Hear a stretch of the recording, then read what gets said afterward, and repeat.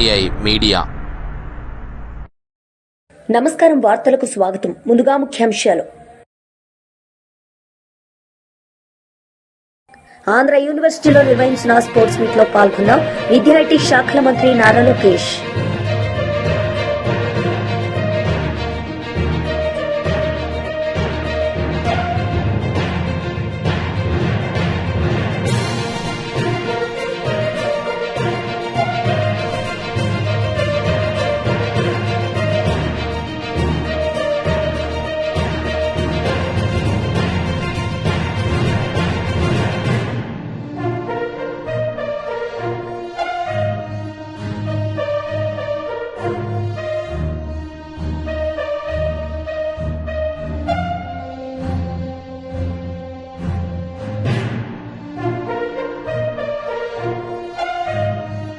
BJP leader media సమావేశం, పలు అంశాలపై వివరణ.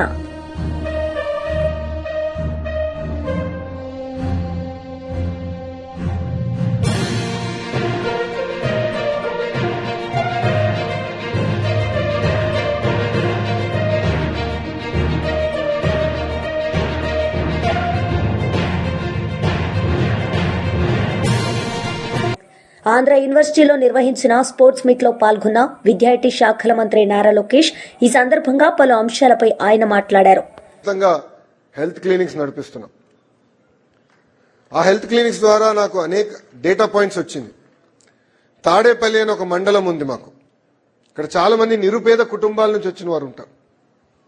అక్కడ చూస్తే హైయెస్ట్ డయాబెటీస్ రేట్స్ ఉంది, highest hyper tension, highest cholesterol rates 3 వచ్చినాయి. అక్కడికి వెళ్ళి నేను మాట్లాడితే వాళ్ళు ఒకటే అడిగారు, సార్ బయటికి వెళ్ళి నడవాలని ఒక పార్కులు కూడా లేవు, మాకు బేసిక్ ఇన్ఫ్రాస్ట్రక్చర్ మాకు లేదని వాళ్ళు అడిగితే ఆ రోజే నేను హామీ ఇచ్చా, లేదు మంగళగిరి నియోజకవర్గం మోడల్ నియోజకవర్గాన్ని తీర్చిదిద్దా, 45 పార్కులు కట్టే బాధ్యత మేము తీసుకుంటాం అని చెప్పాం. దానికి మేము అడిగేశాం. ఎకోసిస్టమ్ క్రియేట్ చేస్తే పెద్దలు అన్నట్టు ఆరోగ్యమే కాదు, అందరం కలిసిమెలిసి కూర్చుని మాట్లాడుకునే అవకాశాలు వస్తాయి. అంటే greater social integration, social harmony ఏర్పడుతుంది. మొన్న మేము సింగపూర్కి వెళ్ళి తిరిగి వచ్చాం. అక్కడ స్పోర్ట్స్ యూనివర్సిటీకి వెళ్ళినప్పుడు కూడా గోపిచంద్ గారు అక్కడ ఉన్నారు. మేము మాట్లాడాం. ఆ దేశంలోనే ఒకటి మెచ్చుకునేది ఏంటంటే సోషల్ హార్మనీ క్రియేట్ చేసేదానికి, అందరు కలిసి ఉండేదానికి అద్భుతంగా ప్రయత్నిస్తారు. అది చాలా చాలా అవసరం. అందరికీ అద్భుతమైన అవకాశాలు కల్పించాల్సిన బాధ్యత ప్రభుత్వాలపైన ఉంది. వేదిక మీద అనేక మంది రాజకీయ నాయకులు ఉన్నారు, ఎమినెంట్ స్పోర్ట్స్ పర్సనాలిటీస్ ఉన్నారు. వాస్తవంగా చెప్పాలంటే I'm a fan of all the sports personalities on this dais. నేను ఎప్పుడైనా వాళ్ళ స్పోర్ట్స్ పేజ్ తిప్పి వాళ్ళు సాధించిన విజయాలు చూసినా, అంటే పోరాడిన విధానం చూసినప్పుడు చాలా గర్వపడతా. ఎస్, తెలుగు వాళ్ళు వచ్చారు, అక్కడ ఉన్నారు అన్న గర్వంగా నేను ఫీల్ అవుతాను. So honestly I'm a big fan of all the sports person here on the dais. చాలా మందికి తెలుసు I'm a great supporter as a government and personally as Lokesh. I will go out of the way to personally support all of you and all the youngsters here. But నేను మిమ్మల్ని అందరినీ కోరేది ఒకటే, పట్టుదల మనలో ఉండాలి, ఫైర్ మనలో ఉండాలి. అప్పుడే మనం అనుకుంది మనం సాధించగలుగుతాం. జీవితంలో సక్సెస్ ఈజీగా రాదు, దాని వెనకాల అనేక ఫెయిల్యూర్స్ ఉంటాయి. హంపి గారు ఇప్పుడే మాట్లాడుతూ నేను చెప్పారు, చాలా మంది ఒక దశలో పిల్లలు పుట్టిన తర్వాత రైట్ ఆఫ్ చేస్తారు. లేదంటే ఒక్క ఫెయిల్యూర్ వస్తే ఇంక అయిపోయింది, ఎందుకు నీ వల్ల అవుతులేని చాలా తేలిక తీయేస్తారు. కానీ అది మనం ఎప్పుడు ఆపకూడదు. వాళ్ళకి గుణపాఠం చెప్పాలి అన్న సంకల్పం మనందరిలో ఉండాలని ఈ సభాముఖం మిమ్మల్ని అందరూ కోరుతున్నా. నేసేయర్స్ కి గుణపాఠం మీరు చెప్పాలి. చంద్రబాబు నాయుడు గారి జీవిత ప్రయాణం చూడండి, గౌరవ ప్రధానమంత్రి నరేంద్ర మోడీ గారి జీవిత ప్రయాణం చూడండి. మనం కేవలం సక్సెస్ చూస్తాం, దాని వెనకాల అనేక ఫెయిల్యూర్స్ ఉంటాయి. కానీ ఆ ఫెయిల్యూర్స్ ఎప్పుడు వాళ్ళని ఆపలేదు. క్రైసిస్ ఎప్పుడు ఆపర్చునిటీగా మలుచుకుని బీజేపీ లీడర్ మీడియా సమావేశం నిర్వహించారు. ఈ సందర్భంగా పలు అంశాలపై ఆయన మాట్లాడారు. తెలంగాణ రాష్ట్రంలో 420 తప్పుడు హామీలతోటి దాదాపుగా 6 గ్యారంటీలకు చట్టబద్ధ ఇస్తామని చెప్పి అసెంబ్లీ సాక్షిగా మాట్లాడినటువంటి రేవంత్ రెడ్డి గారు అన్ని పూర్తిగా విస్మరించడమే కాకుండా యావత్ తెలంగాణ ప్రజానీకాన్ని మోసం చేసి తెలంగాణ ప్రజల్ని పూర్తిగా మోసం చేసినటువంటి రేవంత్ రెడ్డి గారి ప్రభుత్వం సమస్యల్ని డైవర్ట్ చేయడానికి ఏదో ఒక కొత్త అంశాన్ని తీసుకొచ్చి ఏదో ఒక రకంగా నాటకం చేస్తూ ప్రజల్ని మభ్యపెడుతున్న సంగతి మీకు తెలుసు. మరి రేపు స్థానిక ఎన్నికలు 42% బీసీ రిజర్వేషన్ అంశం కానీ కాళేశ్వరంలో ఏ రకంగా 1,00,000 కోట్ల అవినీతి జరిగిందని చెప్పి పదే పదే చెప్పిన రేవంత్ రెడ్డి గారు 1,00,000 కోట్ల అవినీతిని కక్కిస్తా ఆ డబ్బులతోటే సంక్షేమ కార్యక్రమం చేపడతానని చెప్పిన రేవంత్ రెడ్డి గారు దాదాపు 2 సంవత్సరాలు గడుస్తున్నా ఇప్పటి వరకు ఎవరి మీద కేసులు పెట్టలేదు, ఏ ఒక్క అవినీతి అంశాన్ని బయట పెట్టలేదు, ఒక్క రూపాయి కూడా ఇప్పటి వరకు వసూలు చేయక మరొకసారి మోసం చేస్తున్నమాట వాస్తవం కాదని అడుగుతా ఉన్నాను. అనేకమైనటువంటి అంశాలు 100 రోజుల్లో ఇచ్చిన హామీలు నెరవేరుస్తాను, 100 రోజుల్లో అవినీతి సొమ్మును కక్కిస్తాను, 100 రోజుల్లో వచ్చేటువంటి అవినీతి సొమ్ముతో నేను సంక్షేమ కార్యక్రమాలు చేపడతానని చెప్పి దాదాపు 20 నెలలు గడుస్తున్నా ఇప్పటి వరకు ఒక్క కేసు పెట్టలేదు, ఒక్క అవినీతి సొమ్మును బయట పెట్టలేదు. మరి మళ్ళొకసారి ఈరోజు కాళేశ్వరం అంశాన్ని మాట్లాడుతూ ఉన్నారు. మరి కాళేశ్వరం మీద పూర్తి నివేదిక వచ్చిందని చెప్పినటువంటి రేవంత్ రెడ్డి గారు ఎందుకోసమని చెప్పి ఇంకా కాళేశ్వరాన్ని సమస్యను ఇంకా ముందుకు తీసుకెళ్లకుండా వాటి మీద సిట్ కానీ లేకుంటే సిబిఐ కానీ ఎంక్వైరీ పెట్టి మరి ఎందుకోసం అని చెప్పేసి వారి మీద లీగల్ యాక్షన్స్ తీసుకోవడం లేదు, ఎందుకోసం అని చెప్పి ఆ సొమ్ము రికవరీ చేయడం లేదో అనేకమైనటువంటి అంశాలు ఖచ్చితంగా రేపు అసెంబ్లీలో మేము మాట్లాడబోతున్నాం. అంతేకాకుండా ప్రజా సమస్యలను కూడా విస్మరిస్తూ అభివృద్ధి అంశాలను విస్మరిస్తూ అన్ని రకాలుగా తెలంగాణ ప్రజానీకాన్ని మోసం చేస్తున్నటువంటి రేవంత్ రెడ్డి గారి మీద భారతీయ జనతా పార్టీ ప్రజల పక్షాన నిలబడి ప్రజల పక్షాన ఖచ్చితంగా నిలదీస్తుందని చెప్పి తెలియజేస్తా ఉన్నాం. ఎట్టి పరిస్థితుల్లో ఒకవైపు ఈ రాష్ట్రంలో వరదలు వచ్చేసి చాలా ప్రాంతాలు ఈరోజు పంట నష్టం జరిగినటువంటి అంశాన్ని కూడా నేను గుర్తు చేస్తా ఉన్నాను. మీరు ఒకసారి చూసినట్లయితే ఉత్తర తెలంగాణలో ఉమ్మడి ఆదిలాబాద్ జిల్లా కానివ్వండి, ఉమ్మడి నిజామాబాద్ జిల్లా కానివ్వండి, ఉమ్మడి కరీంనగర్ జిల్లా కానివ్వండి అత్యధికంగా వర్షపాతం నమోదై అక్కడ వేలాది ఎకరాలలో ఒక్కొక్క ప్రాంతంలో వేలాది ఎకరాల నిర్మల్ నియోజకవర్గంలో దాదాపు 10,000 ఎకరాల పంట నష్టం జరిగిందంటే కామారెడ్డిలో కానీ ఆదిలాబాద్లో కానీ కరీంనగర్లో కానీ ఎన్నో మరి పంట నష్టంతో పాటు మరి వరదతోటి ప్రజలు నివసించేటువంటి ప్రాంతాల్లో కూడా 4-5 ఫీట్ల నీళ్లు వచ్చేసి ఇండ్లు కూడా అక్కడ ధ్వంసమైనటువంటి సంగతి మనం కళ్ళారా చూసాం. మరి ఇవన్నిటికీ కూడా ఇప్పటి వరకు రాష్ట్ర ప్రభుత్వం తరఫు నుంచి ఏ రకమైనటువంటి సహాయ చర్యలు చేపట్టకపోవడం చాలా బాధాకరం. కేంద్రం వెంటనే స్పందించి హెలికాప్టర్లు పంపించింది, సహాయక బృందాలను పంపించింది, నేషనల్ డిజాస్టర్ మరి ఫోర్స్ కూడా పంపించింది. అన్ని ప్రాంతాల్లో ఎప్పటికప్పుడు రెస్క్యూ ఆపరేషన్స్ జరుగుతూ ఉన్నాయి, కేంద్ర ప్రభుత్వం చేపట్టేటువంటి కార్యక్రమాలు జరుగుతూ ఉన్నాయి. రాష్ట్ర ప్రభుత్వం ఇప్పటి వరకు ఎన్యూమరేషన్ పూర్తిగా చేయలేకపోతా ఉన్నది, పూర్తిగా సహాయక చర్యలు విఫలమైపోతా ఉన్నది. హెలికాప్టర్లో ఒక గాలి మోటార్లో గాలి తిరుగుడు కాదు. ముఖ్యమంత్రి గారు స్వయంగా మీరు ఇక్కడ ఉన్నటువంటి పరిస్థితిని గమనించి మంత్రుల్ని కూడా క్షేత్రస్థాయిలో పంపించి బీఆర్ఎస్ లీడర్ మీడియా సమావేశం నిర్వహించారు. ఈ సందర్భంగా పలు అంశాలపై ఆయన మాట్లాడారు. మీటర్ల వర్షం పడడం వల్ల చాలా నదులు, వంకలు, వాగులు అన్నీ కూడా ఉప్పొంగి ఎట్ ఏ టైం ఈ వనదుర్గ ప్రాజెక్ట్ ఏదైతే ఉందో అక్కడే దాటిన తర్వాత హల్దీవాగ్ కలిసిన తర్వాత సుమారు 2 లక్షల క్యూసెక్కుల వరద ఒక 1.5 డే పోయిందండి. దానివల్ల ఆ చిన్న చిన్న వాగులు, వంకలు ఏవైతే వచ్చినాయో దానితో ఉన్న వాటర్ అంతా కూడా కమ్మడం వల్ల ఇంకా చాలా ఎక్కువ నష్టం జరిగింది. మెదక్ జిల్లాలో, సంగారెడ్డి జిల్లాలో, కామారెడ్డి జిల్లాలో సుమారు 1,00,000 ఎకరాలకు సంబంధించిన ఏదైతే పంటలన్నీ కూడా మునిగిపోయినాయి. అంతకన్నా బిభిచ్చమైన ముచ్చట ఏంటంటే చాలా గ్రామాలకు రవాణా వ్యవస్థ పూర్తిగా స్తంభించిపోయింది. చాలా రోడ్లు కూడా కొట్టుకపోవడం, చాలా కల్వెట్లు కూడా తెగిపోవడం. ఇంకా ఘోరమైన ముచ్చట ఏంటంటే ఏదైతే నేషనల్ హైవేస్ ఉన్నాయో వాటికి సంబంధించి కూడా రోడ్లు కొట్టుకపోయిన సంగతి మీ అందరికి కూడా తెలుసు. అయితే ఇప్పటికి 5 రోజులు కావచ్చింది, ఇప్పటికి కూడా చాలా గ్రామాలలో నీళ్ళు ఇంకా దిగిపోలేదు, అలాగే కమ్ముతోటి ఉన్నాయి. అయితే అక్కడ ధూప్ సింగ్ తండా అని హవేలీగన్పూర్ మండలంలో ధూప్ సింగ్ తండాలో ఆ గిరిజనులు పాపం ఇండ్లకు నీళ్లు పూర్తిగా వస్తే వాళ్ళ పక్కకున్న అడవిలో ఉన్న గుట్ట మీదకి ఎక్కి కాపాడుకున్నారు తప్ప ఈ ప్రభుత్వం ఏమీ చేయలేదు. అయితే అలాగే చాలామంది కూడా వరదల్లో చిక్కపోతే మేమందరం కూడా అధికారులను మంత్రులను మాట్లాడితే సాయంత్రం వరకు కూడా ఆ రోజు అసలు హెలికాప్టర్లనే పంపించలేదు. అయితే మంత్రులేమో చిన్న చిన్న ప్రారంభోత్సవాలకు ఇష్టం ఉన్నట్టుగా తిరుగుతున్నారు హెలికాప్టర్లు, కానీ ప్రాణ నష్ట నివారణకు మాత్రం ఈ హెలికాప్టర్లు వాడకం రాలేదు. అయితే జిల్లా ఇన్ఛార్జ్ మంత్రులు లేదా జిల్లాలో ఉన్న మంత్రులు కూడా ఆ రోజు సాయంత్రం వరకు కూడా ఎక్కడ కూడా కనీసం సమీక్ష కూడా చేయలేదు. అయితే ప్రతిపక్ష నాయకులు పత్రికా విలేకరులు ఏదైతే విమర్శలు రాసిన తర్వాత మాత్రం వాళ్ళ పిఆర్ఓలు మాత్రం ఒక స్టేట్మెంట్స్ మాత్రం ఇచ్చారు.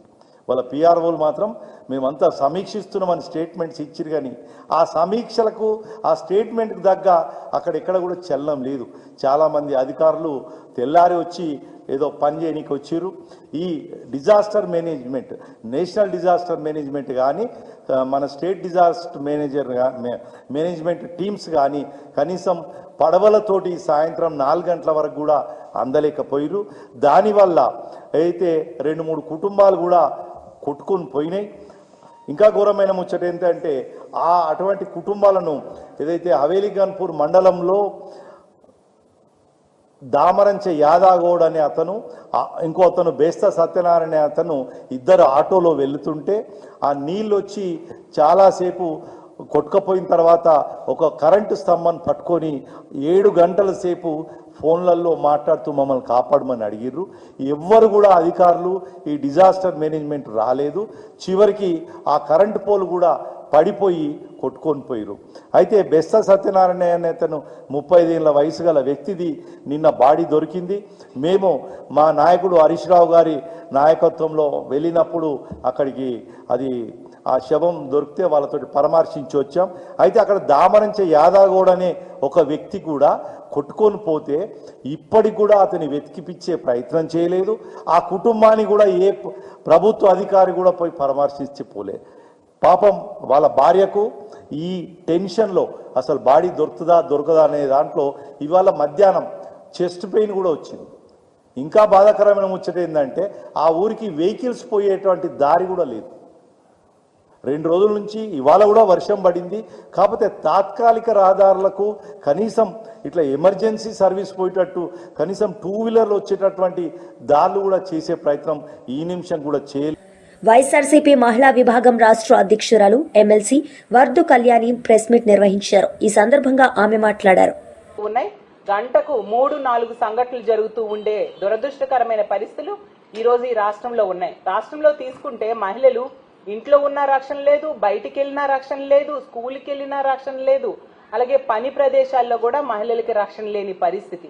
ఈరోజు ఈ కూటమి ప్రభుత్వం అధికారంలోకి వచ్చాక తొలి ఏడాది తీసుకుంటే మద్యం అమ్మకాలు 9% పెరగడం జరిగింది. అంటే ఎంత దారుణంగా మద్యం సిండికేట్స్ తో వీళ్ళు అండర్స్టాండింగ్ అయ్యి ఈ ప్రభుత్వం మద్యం అమ్మకాలను ఎంతగా 9% పెంచడమే కాకుండా ఈ ఏడాది 2వ ఏడాదిలో తీసుకుంటే లెక్కర అమ్మకాలేమో 24% పెరిగాయి, అలాగే బీర్ల అమ్మకాలు 129% పెరిగాయి. అంటే ఎంత భయానక పరిస్థితులు నెలకొని ఉన్నాయో అర్థం చేసుకోవచ్చు. అలాగే గంజాయి విచ్చలవిడిగా పండిస్తూ ఉండే పరిస్థితి. వీళ్ళు అధికారంలోకి వచ్చాక గంజాయి 100 రోజుల్లో రూపుమాపుతామని చెప్పి ఈ రోజు ఎక్కడ చూసినా గంజాయి దొరుకుతూ ఉండే పరిస్థితి. డ్రగ్స్ విషయం అయితే చెప్పనే అవసరం లేదు. డోర్ డెలివరీ చేసే పరిస్థితి ఈ రోజు ఈ రాష్ట్రంలో కూటమి ప్రభుత్వం అధికారంలోకి వచ్చాక డ్రగ్స్ మనం చూస్తూ ఉన్నాం. ఎంత దారుణాలు జరుగుతూ ఉన్నా ముఖ్యమంత్రి గారికి కానీ, డిప్యూటీ సీఎం గారికి కానీ, మంత్రులు కానీ ఏ మాత్రం పట్టని పరిస్థితి మనకు కనిపిస్తూ ఉంది. దాంతో మా వైఎస్ఆర్ కాంగ్రెస్ పార్టీ ముఖ్యంగా మహిళా విభాగం దీని మీద పోరాటం చేయడానికి కార్యాచరణ రూపొందించుకోవడం జరిగింది. మా జోనల్ సమావేశంలో రానున్న రోజుల్లో ఈ సమస్యలన్నిటి మీద ఏ విధంగా పోరాటం చేయాలో ఒక కార్యాచరణ రూపొందించుకున్నాం. అలాగే హామీలు తీసుకుంటే గతంలో జగన్మోహన్ రెడ్డి గారు ఎన్నో హామీలు మహిళలకు ఇచ్చి అందులో 99.5% హామీలు ముఖ్యమంత్రిగా అతను నెరవేర్చడం జరిగింది. అంతకంటే ఎక్కువ మేలు చేస్తానని చంద్రబాబు నాయుడు గారు ఈ కూటమిలో ఉన్న వాళ్ళందరూ కూడా ప్రజల్ని నమ్మబలకడంతో ఆ హామీలన్నిటి నమ్మి ఓట్లేశారు మహిళలు. ఈ రోజు తీసుకుంటే ఏ ఒక్క హామీ అమలు చేయలేదు సరి కదా. మా సూపర్ 6 హామీలన్నీ పూర్తయిపోయాయి, అవలేదంటే వాళ్ళ నాలుగు మందం మా సూపర్ 6 అనేది సూపర్ హిట్ అంటూ చంద్రబాబు నాయుడు గారు చెప్తూ ఉన్నారు. మేము ఒకటే అడుగుతున్నాము, ఈ రాష్ట్రంలో ఒక్క మహిళకైనా పూర్తి స్థాయిలో ఏడాదికి 3 సిలిండర్లు ఇచ్చారా? మరి సూపర్ హిట్ ఎలా అవుతుంది? అలాగే తీసుకుంటే ఈ రోజుల్లో బస్సు విషయం, 11 రకాల బస్సులకి ఈరోజు మహిళలకి స్థానం లేదు. ఫ్రీ ఉచిత బస్సు అనేది లేని పరిస్థితి. కేవలం 5 రకాల బస్సులకే వీళ్ళు అవకాశం ఇచ్చారు. సూపర్ హిట్ ఎలా అవుతుంది? ఏ ఒక్క నిరుద్యోగ మహిళకైనా యువతకైనా వీళ్ళు ఉద్యోగం ఇచ్చారా? మరి వాళ్ళ మొదటి సంతకమే నిరుద్యోగ భృతి 20 లక్షల ఉద్యోగాల మీద పెట్టారు కదా. మరి సూపర్ హిట్ ఎలా అవుతుంది మీ సూపర్ 6 హామీలు అనేది నేను అడుగుతూ ఉన్నాను. అలాగే మహాశక్తి పథకం అంటే ఆడబిడ్డ నిధి అనే పథకం ఆ రోజు ఎన్నికల టైంలో ఓదరగొట్టేశారు. ఈ రోజు ఏ ఒక్కరికైనా ఆడబిడ్డ నిధి ఇచ్చారా? మరి ఎలా అవుతుంది సూపర్ హిట్ అని నేను అడుగుతూ ఉన్నాను. అలాగే రైతుల కోసం అన్నదాత సుఖీభవ 20,000 ఎటువంటి కండిషన్స్ లేకుండా కేంద్రంతో సంబంధం లేకుండా ఇస్తామని చెప్పి ఈరోజు కేవలం 5,000 రూపాయలు ఇచ్చి చేతులు దులుపుకునే పరిస్థితి మనం చూస్తూ ఉన్నాము. ఇలా అన్ని హామీలు కూడా ఏవి నెరవేర్చకుండా ఈ రోజు సూపర్ హిట్ అని ఎలా మీరు చెప్తూ ఉన్నారు చంద్రబాబు నాయుడు గారు అని నేను అడుగుతూ ఉన్నాను. ఇంకా తీసుకుంటే ఏ రాష్ట్రానికైనా ఒక ముఖ్యమంత్రి ఉంటారు. ఈ రాష్ట్రంలో తీసుకుంటే 3 ముఖ్యమంత్రులు, ఒకరు చంద్రబాబు నాయుడు గారు, ఇంకొకరు పవన్ కళ్యాణ్ గారు, ఇంకొకరు లోకేష్ గారు. స్పెషల్ ఫ్లైట్లో వెళ్తారు, స్పెషల్ చాపర్లలో వెళ్తారు, స్పెషల్ ప్రోటోకాల్లో వెళ్తారు. 3 ముఖ్యమంత్రి పరిపాలిస్తూ ఉండి కనీసం 3 హామీలు కూడా పూర్తి స్థాయిలో అమలు చేయని దురదృష్టకరమైన పరిస్థితులు ఈ రాష్ట్రంలో నెలకొని ఉండే పరిస్థితి మనం చూస్తూ ఉన్నాం. అలాగే తీసుకుంటే జాకీలు పెట్టి లేపే ఎల్లో మీడియా, ఎల్లో పార్టీలు, ఎల్లో భజన్ బ్యాచ్ వీళ్ళకుంది. దానివల్ల నిత్యం వీళ్ళకి పొగుడుకుంటూ చంద్రబాబు నాయుడు గారి పాలన గురించి ఎంతగానో గొప్పలు చెప్తూ వాళ్ళు చెప్పుకుంటూ ప్రజలను మభ్యపెట్టడానికి ఇప్పుడు కూడా ట్రై చేస్తూ ఉన్నారు. వీళ్ళది మంచి ప్రభుత్వం అంట, అలాగే తీసుకుంటే డబుల్ ఇంజన్ సర్కార్ అంట, అలాగే విజనరీ ప్రభుత్వం అంట, అలాగే సంపద సృష్టించే ప్రభుత్వం అంట, అలాగే కళల రాజధాని నిర్మించే ప్రభుత్వం అంట, మహిళా సాధికారత ఇచ్చే ప్రభుత్వం అంట, అలాగే ఆడబిడ్డలను రక్షించే ప్రభుత్వం అంట. కానీ ఈ రాష్ట్రంలో ఏ మహిళను అడిగినా కూడా ఇది మంచి ప్రభుత్వం కాదు, ముంచే ప్రభుత్వం అని చెప్తూ ఉన్నారు. అలాగే సూపర్ హిట్ పాలన కాదు, శుద్ధ దండగ పాలన అని చెప్తూ ఉండే పరిస్థితి. అలాగే కళల రాజధాని నిర్మించే ప్రభుత్వం అంటే ప్రజలు నవ్వుకుంటూ ఉన్నారు. ఎందుకంటే అలల్లో తేలే రాజధానిని వీళ్ళు నిర్మిస్తూ ఉండే Swachhandhra corporation chairman Kommareddy Pattabhiram media సమావేశం నిర్వహించారు. ఈ సందర్భంగా ఆయన మాట్లాడారు. ఈ రోజున మన చంద్రన్న ప్రభుత్వం నారా లోకేష్ గారు హెచ్ఆర్డి మినిస్టర్ గా మరి మొన్న ఎన్నికల ప్రచారంలో ఏదైతే చెప్పామో అధికారంలోకి వచ్చినటువంటి తక్షణమే మెగా డిఎస్సి నిర్వహిస్తాం, దాదాపు 16,347 ఉపాధ్యాయ నియామకాలు ఏవైతే ఉన్నాయో వాటిని తక్షణమే చేపడతామని చెప్పి ఏదైతే హామీ ఇచ్చామో ఇచ్చినటువంటి హామీని నిలబెట్టుకుంటూ ఈ రోజున నారా లోకేష్ గారు చూపించినటువంటి ప్రత్యేక చొరవ వల్ల మెగా డిఎస్సి నిర్వహించుకోగలిగాం. దాదాపుగా 16,347 ఉపాధ్యాయ పోస్టులు ఏవైతే ఉన్నాయో అవి అతి త్వరలోనే భర్తీ కాబోతూ ఉన్నాయి. ఎప్పుడైతే మరి డిఎస్సి ప్రకటన వెలువడిందో పెద్ద ఎత్తున తమ ఆనందాన్ని వ్యక్తపరిచారు రాష్ట్రంలో ఉన్నటువంటి లక్షలాది మంది నిరుద్యోగులు. సార్, గత ప్రభుత్వం మమ్మల్ని దగా చేసింది, మోసం చేసింది.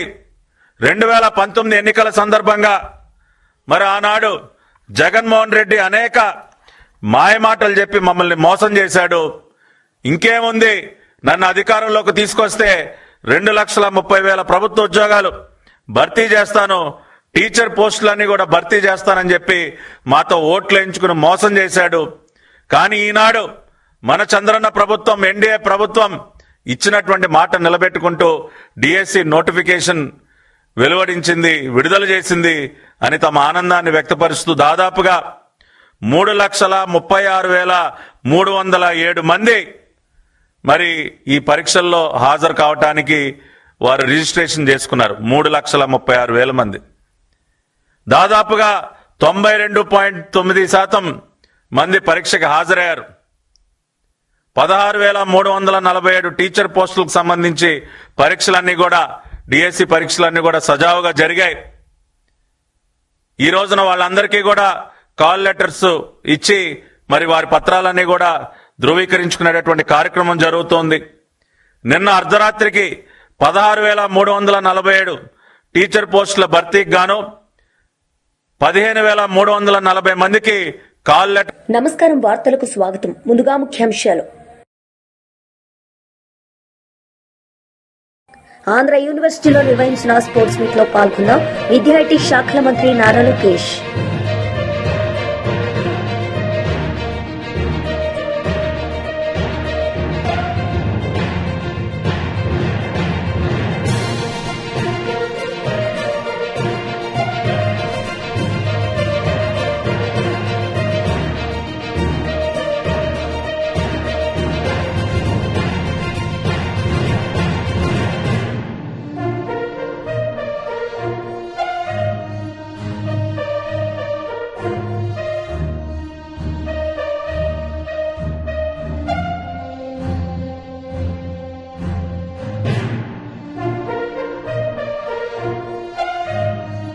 బీజేపీ లీడర్ మీడియా సమావేశం, పలు అంశాలపై వివరణ.